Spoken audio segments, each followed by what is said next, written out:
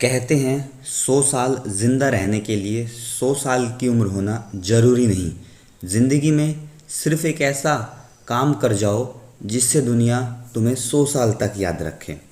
जिस शख्स की आज हम बात करने वाले हैं, उन्होंने भी अपने जीवन में एक ऐसा किरदार निभाया जिसमें उन्होंने एक ऐसी अमिट छाप छोड़ी जिससे वो सदा सदा के लिए अमर हो गए।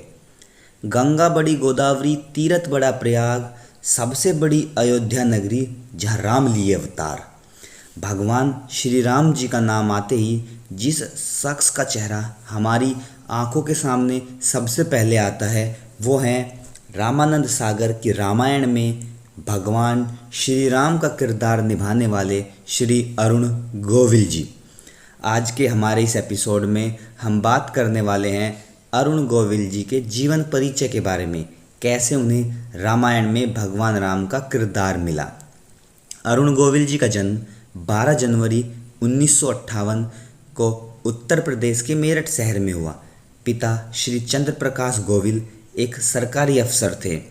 अरुण गोविल जी ने चौधरी चरण सिंह यूनिवर्सिटी मेरठ से ही इंजीनियरिंग की पढ़ाई की।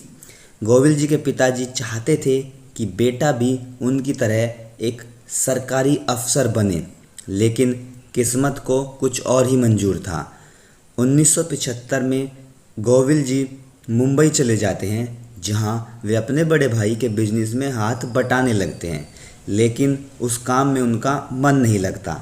स्कूल कॉलेज के टाइम कई ड्रामा शोज का हिस्सा रहे अरुण जी एक्टिंग में हाथ आजमाने की ठान लेते हैं। फिर 1977 में राजश्री प्रोडक्शन इन्हें पहला ब्रेक देता है। फिल्म का नाम था पहेली। पहेली में एक छोटे से रोल से ही इनके काम को सराहा गया। इसके बाद बतौर अभिनेता इन्हें 3 फिल्मों के लिए साइन किया जाता है। ये 3 फिल्में थी सावन तो आने दो, राधा और सीता, सांच को आँच नहीं। सावन तो आने दो और सांच को आँच नहीं उस समय की बड़ी हिट साबित हुई। राधा और सीता ज़्यादा कमाल नहीं दिखा पाई। इसके बाद अरुण साहब ने हिंदी, भोजपुरी, उड़िया, ब्रज भाषा व तेलुगु भाषा में अनेकों फिल्मों में काम किया। साल 1985 में सीरियल विक्रम और बेताल में राजा विक्रमादित्य का रोल अदा किया, जो उस समय का चर्चित सीरियल था।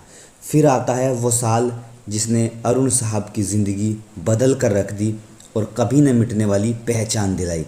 रामानंद सागर साहब रामायण बना रहे थे, तब अरुण गोविल जी खुद सागर साहब के पास गए और कहा कि वो रामायण में भगवान राम का किरदार निभाना चाहते हैं। इसके बाद ऑडिशन हुआ और उन्हें भरत या लक्ष्मण के किरदार के लिए चुना गया। उन्होंने इनकार कर दिया और दृढ़ निश्चय के साथ कहा कि रोल निभाऊंगा तो भगवान राम का ही। इसके बाद कुछ समय बाद सागर साहब दोबारा अरुण साहब को फ़ोन करते हैं और उन्हें भगवान राम का रोल ऑफ़र करते हैं। फिर इतनी सरलता से गोविल साहब ने रामायण में भगवान राम का रोल निभाया। इसके बाद अरुण साहब खुद बताते हैं कि वो जहाँ भी जाते उन्हें सम्मान की दृष्टि से देखा जाता। हर उम्र के लोग, चाहे बच्चे हो, बूढ़े हो, औरतें हों, उन्हें भगवान मानकर उनके पैर छुआ करते थे। इसके बाद डायरेक्टर्स ने उन्हें फिल्मों में साइन करना बंद कर दिया। वो तर्क देते कि इनकी छवि तो पुरुषोत्तम राम जी की है, इन्हें हम कैसे दिखा सकते हैं कि वो किसी लड़की के साथ रोमांस कर रहे हैं, गाना गा रहे हैं, डांस कर रहे हैं, लड़की के साथ घूम रहे हैं। फिर भी एक्टिंग जारी रही। बतौर प्रोड्यूसर वो गोविल साहब मैदान में कूद पड़े, कुछ सीरियल्स बनाए और अलग अलग माइथोलॉजिकल सीरियल्स का हिस्सा बने रहे। इन्होंने खुद अलग किरदार निभाने की कोशिश की, लेकिन सागर साहब की रामायण में राम जी का निभाया गया किरदार इन पर सदा सदा के लिए हावी हो गया। अरुण साहब का विवाह श्रीलेखा नाम की अभिनेत्री से हुआ। इनके 2 बच्चे भी हैं, एक बेटा एक बेटी।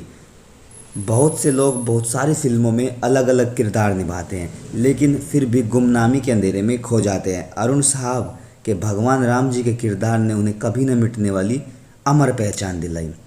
ऐसे ही महान प्रतिभाओं के जीवन के बारे में जानने के लिए चरक टीवी को सब्सक्राइब करें। अगर वीडियो पसंद आया हो तो तो एक लाइक ज़रूर करें।